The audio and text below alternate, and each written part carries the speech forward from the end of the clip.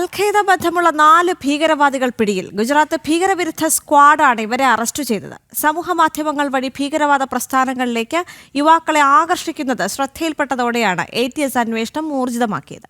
വിവരങ്ങളുമായി എസ് നന്ദഗോപൻ ചേരുകയാണ്. നന്ദൻ, ഇതിന്റെ വിശദാംശങ്ങൾ എന്തൊക്കെയാണ്?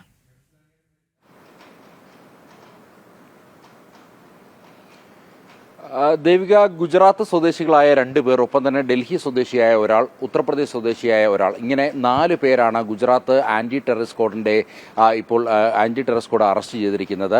ഈ പ്രധാനമായും കണ്ടെത്തിയിരിക്കുന്നത് ഇവർ സോഷ്യൽ മീഡിയ വഴി അൽ-ഖ്വയ്ദയിലേക്ക് കൂടുതൽ ആൾക്കാരെ അല്ലെങ്കിൽ കൂടുതൽ ഇത്തരം തീവ്ര ഇസ്ലാമിക ആശയങ്ങൾ ഉൾക്കൊള്ളുന്നവരെ ആകർഷിച്ചു എന്നുള്ളത് നേരത്തെ തന്നെ കണ്ടെത്തിയിരുന്നു. ഇതിന്റെ അടിസ്ഥാനത്തിൽ ഇവരെ നിരന്തരം നിരീക്ഷിക്കുകയായിരുന്നു.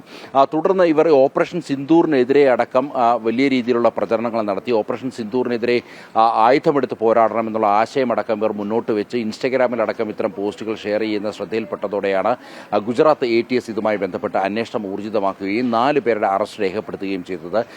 ഡൽഹി പോലീസിന്റെയും ഒപ്പം തന്നെ ഉത്തർപ്രദേശ് പോലീസിന്റെയും സഹായത്തോടുകൂടിയാണ് ഗുജറാത്തിന്റെ ATS സ്ക്വാഡ് ഇവരെ 4 പേരെയും അറസ്റ്റ് ചെയ്യാൻ സാധിച്ചത് എന്നുള്ളതാണ് വ്യക്തമാക്കുന്നത്. ഇവരെ വിശദമായി തന്നെ ചോദ്യം ചെയ്തു വരികയാണ്.